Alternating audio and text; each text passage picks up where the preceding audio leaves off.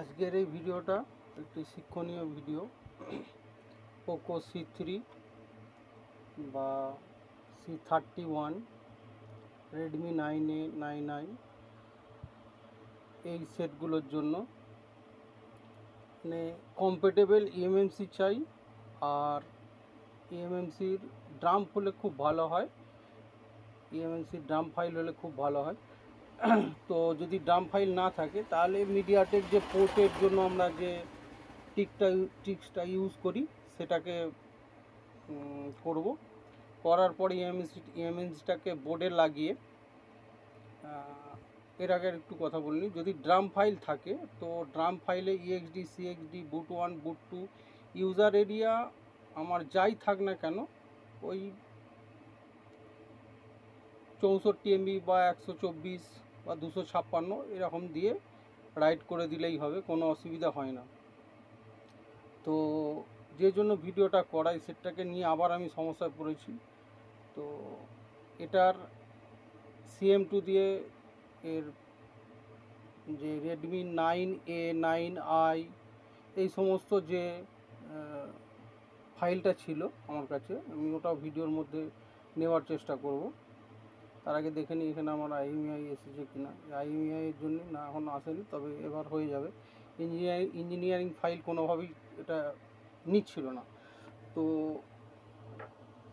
eMMC EFI বক্সের process complete হওয়ার পর এই CM2 টুল দিয়ে আমি করলাম। এখানে যেটা করতে হবে, প্রিলোডার ফাইলটাকে আনটিক করেছি, আর এই কাস্ট ফাইল 3 নম্বর যেটা আছে CUST কাস্ট, এই ফাইলটাকে আনটিক করতে হবে। এটা যদি টিক করা থাকে তাহলে ফাইলটি কোনোভাবেই ফ্লাশিং হবে না, ঠিক আছে, কোনোভাবেই সেটটি ফ্লাশিং হবে না। আর প্রিলোডার ফাইলটাকে আনটিক করেই ফ্লাশ করাটা উচিত, তাহলে আবার নতুন করে eMMC খোলার প্রয়োজন হয় না। তা নাহলে এই প্রিলোডার ফাইলটা উড়ে গেলে কোনোভাবে আবার সেই বুট করাপ্টেড হয়ে যাবে, ঠিক আছে। IMEIটা আমি CM2 দিয়েই করার চেষ্টা করছি, জানি না হয়েছে কি না, তবু মনে রাখার জন্য এটাকে আমি এই বুট DA ফ্যাক্টরি থেকে মেটাতে নিয়ে এসেছি। মেটাতে নিয়ে আসার পরে আমি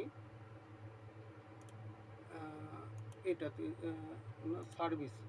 সার্ভিসে এসে এখানে IMEI নাম্বার 14টা করে IMEI নাম্বার দিতে হবে, লাস্টেরটা অটোমেটিক নিয়ে এই নিচেতে সেট ACT সেট যেটা আছে তার মধ্যে ক্লিক করে ভলিউম আপ ডাউন চেপে ধরে করেছি। এখানে দেখিয়ে দিয়েছে IMEI নিয়েছে, ঠিক আছে। এবার সেটের মধ্যে দেখা যাক কি হয়েছে। IMEI নিয়েছে, কিন্তু একটা নিয়েছে আর একটা নেয়নি। তো এখানে দেখাচ্ছে একটা 00। তো যাই হোক, আমি আরেকবার চেষ্টা করব এটা নিচ্ছে কিনা দেখার জন্য। IMEIটা EMT টুল দিয়ে চেষ্টা করছি আবার। CM2 দিয়ে তো একটা এসেছিলো, এই EMT দিয়ে এই যে Xiaomi মেথড GNCIC দিয়ে যেটা আছে এটা করে রাইট করার পর প্রথমে যে লেখাটা আসবে ইয়েস করব, তারপরে নো করে দেবো। এতে কিন্তু সিস্টেম হ্যাজ বিন ডিস্ট্রয় এই লেখাটা চলে আসছে, তার মানে তো সমস্যাই হচ্ছে। সিস্টেম হ্যাজ বিন ডিস্ট্রয় মানে দুটো IMEI এতে হচ্ছে না, ডুয়েল IMEI হবে না। ডুয়েল IMEI করলে সিস্টেম হ্যাজ বিন ডিস্ট্রয়ই হয়ে যাবে। সেটার ডুয়েল IMEI হবে না, সিঙ্গেল IMEI হবে। এটা EMT টুল দিয়ে আমি করেছি। ডুয়েল IMEI করতে গিয়ে সিস্টেম হ্যাজ বিন ডিস্ট্রয় দেখিয়েছে। আবার এটাকে নতুন করে ENG ফাইল মেরে একটা IMEI দিয়েই চালাতে হবে। এখানে গ্লোবালে কস্ট ফাইলটা আনটিক করিনি আমি, দেখছি এটা কি হয়। কস্ট ফাইলটা গ্লোবাল ফাইল, এটা গ্লোবাল ফাইলের মধ্যে কস্ট ফাইলটা কিন্তু রাইট হচ্ছে। এরপরে সেটটা অন হয় কি না দেখতে হবে। রিলোডার ফাইলটা আনটিক করা আছে।